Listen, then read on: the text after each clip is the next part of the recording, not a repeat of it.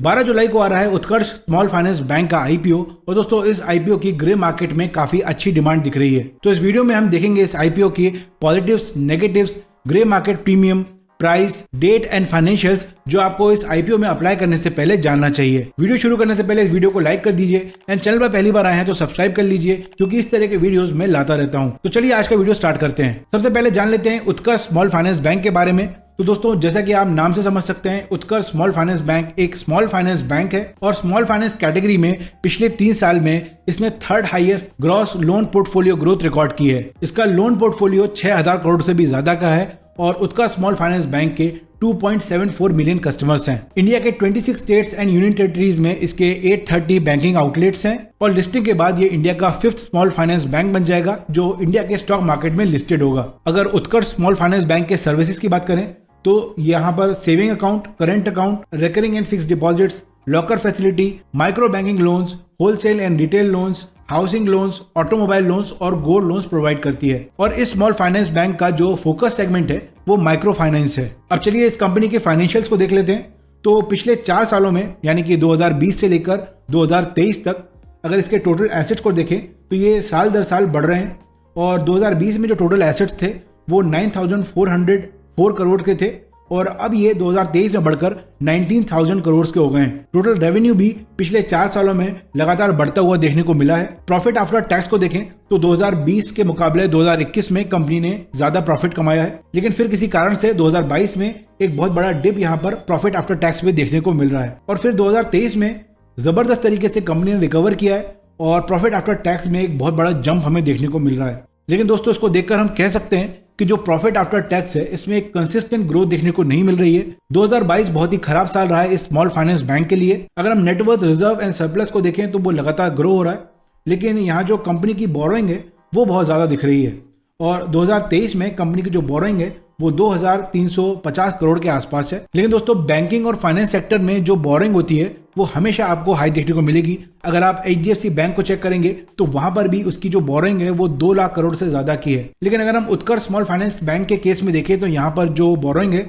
उसमें साल दर साल कमी आती दिख रही है जो कि एक पॉजिटिव साइन है। नॉन परफॉर्मिंग एसेट्स जो कि बहुत ही इंपॉर्टेंट है, अगर हम किसी बैंक को या फाइनेंशियल इंस्टीट्यूशन को अगर हम एनालाइज कर रहे हैं तो इसको चेक करना बहुत जरूरी है। और यहाँ पर अगर नॉन परफॉर्मिंग एसेट्स की बात करें तो यहाँ पर ग्रॉस NPA जो है वो 3.23% है और जो नेट NPA है वो 0.39% है।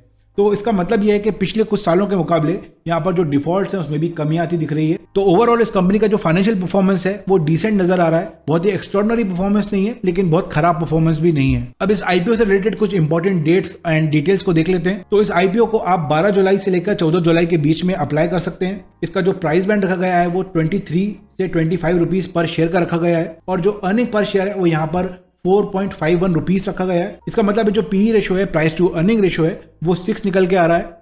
और अगर हम इसके कॉम्पिटिटर से इसको कंपेयर करते हैं तो हाईएस्ट पी इस सेगमेंट में जो है वो है स्पंदन स्फूर्ति फाइनेंस लिमिटेड का जो कि 400 का पी जो कि बहुत ज़्यादा ओवर वैल्यूड है।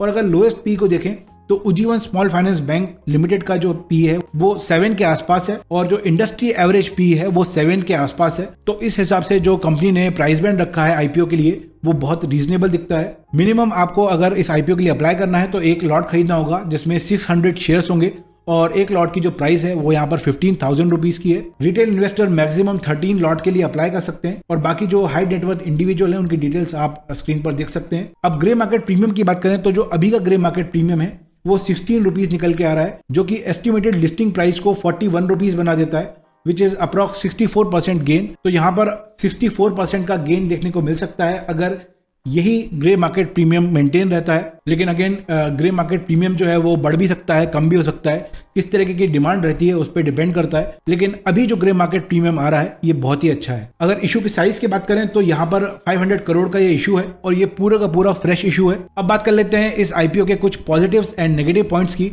तो अगर पॉजिटिव पॉइंट्स की बात करें तो कंपनी अपने पीएस के कंपैरिजन में अच्छा परफॉर्म करती नजर आ रही है और इसका रूरल और सेमी अर्बन एरिया में अच्छा प्रेजेंस भी है। कंपनी के रिटेल डिपॉजिट में भी लगातार ग्रोथ देखने को मिल रही है। रेवेन्यू में भी डिसेंट ग्रोथ है और जो आईपीओ का प्राइस बैंड रखा गया है वो भी बहुत रीजनेबल रखा गया है। तो ये कुछ पॉजिटिव पॉइंट्स मुझे इस आईपीओ के लग रहे हैं, लेकिन यहाँ पर कुछ नेगेटिव पॉइंट्स भी हैं। 3 नेगेटिव पॉइंट्स यहाँ पर निकल के आ रहे हैं। पहला तो जिस सेगमेंट में ये कंपनी काम कर रही है उसमें जो कंपटीशन है वो बहुत ज्यादा है और भी बहुत सारे स्मॉल फाइनेंस बैंक्स हैं जैसे कि इक्विटास स्मॉल फाइनेंस बैंक, सूर्योदय small finance bank, AU small finance bank, जो कि बहुत अच्छा काम कर रहे हैं। दूसरा, रिटेल इन्वेस्टर के लिए केवल यहाँ पर 10% का पोर्शन रखा गया है, तो अगर रिटेल इन्वेस्टर इसमें अप्लाई करना चाहते हैं तो उनका जो आईपीओ अलॉटमेंट का चांस है वो बहुत कम हो जाता है। तीसरा नेगेटिव पॉइंट मुझे यहाँ पर ये लगा है कि इस कंपनी का जो बिजनेस है वो कुछ स्पेसिफिक लोकेशन के कस्टमर्स और माइक्रो फाइनेंस सेगमेंट पर ओवरली डिपेंडेंट है, और इस सेगमेंट में जो डिफॉल्ट के चांसेस हैं वो बहुत ज्यादा हो जाते हैं। और ये जो सेगमेंट है ये आरबीआई के द्वारा हेवीली रेगुलेटेड भी है, तो यहाँ पर जो एक्सट्रीम ग्रोथ के चांसेस हैं उसकी गुंजाइश काफी कम हो जाती है।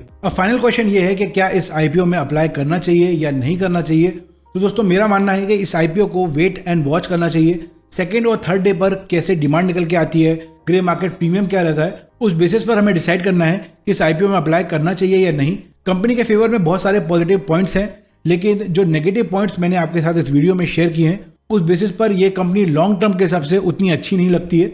हाँ, इसका अगर ग्रे मार्केट प्रीमियम अच्छा रहता है तो लिस्टिंग गेज के लिए इसमें अप्लाई किया जा सकता है। जो इस सेक्टर से जुड़े लोग हैं या वेल इन्फॉर्म्ड इन्वेस्टर्स हैं वो स्टॉक को शॉर्ट टू मीडियम टर्म के लिए होल्ड करके रख सकते हैं, लेकिन ध्यान रखिए ये कोई बाय रिकमेंडेशन नहीं है। इस आईपीओ में अप्लाई करने से पहले खुद रिसर्च करें और अपनी रिस्क एपेटाइट और फाइनेंशियल गोल के हिसाब से इन्वेस्ट करें। अगर आपके पास या आपके फैमिली किसी मेंबर के पास डीमैट अकाउंट नहीं है और आप इस आईपीओ में अप्लाई करना चाहते हैं तो आपको मैं डिस्क्रिप्शन में अपने रिकमेंडेड ब्रोकर की लिंक दे दूंगा, आप वहां से जाकर अपना डीमैट अकाउंट ओपन करवा सकते हैं। अगर आपको आज का वीडियो पसंद आया है तो लाइक कीजिए एंड इसको शेयर कीजिए, एंड चैनल पर पहली बार आए हैं तो सब्सक्राइब कर लीजिए एंड बेल आइकन प्रेस कीजिए ताकि आने वाली वीडियोस की अपडेट आपसे मिस ना हो। मैं मिलूंगा आपसे नेक्स्ट वीडियो में। Take care and have a great day.